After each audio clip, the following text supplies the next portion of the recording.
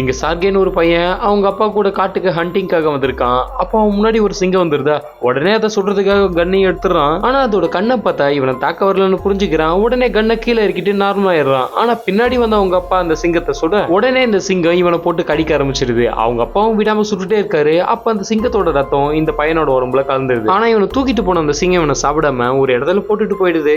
பின்னாடி ட்ரக்கிங்காக வந்த ஒரு பொண்ணை பார்த்துட்டு இவனுக்கு ஒரு மந்திர தண்ணியும் கொடுக்குறா. அதை குடிச்ச இவனுக்கு உடம்புக்குள்ள ஏதோ ஒரு மாற்றம் நடக்குது. அதுக்கப்புறம் ஒரு சில நாட்கள் கழிச்சு இவன் ஹாஸ்பிட்டல்ல இருந்து கண் முழிச்சு வீட்டுக்கும் வரான். அங்க வந்து பார்த்தா அந்த சிங்கத்தை சாவடிச்சு அவங்க அப்பா வீட்டு வால்ல மாட்டி வச்சிருக்காரு. இதை பார்த்து இவன் ரொம்பவே கடுப்பாயிடுறான். அந்த வீட்டை விட்டு வெளில வந்துடுறான். திரும்பவும் காட்டுக்கு வந்த இவனுக்கு என்ன பண்றதுன்னு தெரியல.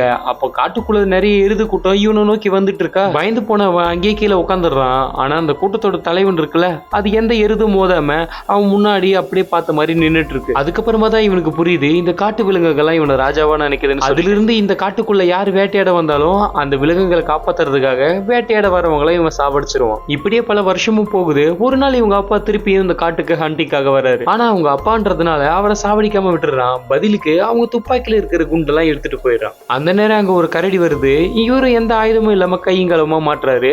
அந்த கரடி இவரை கத்தம் பண்ணிடுது.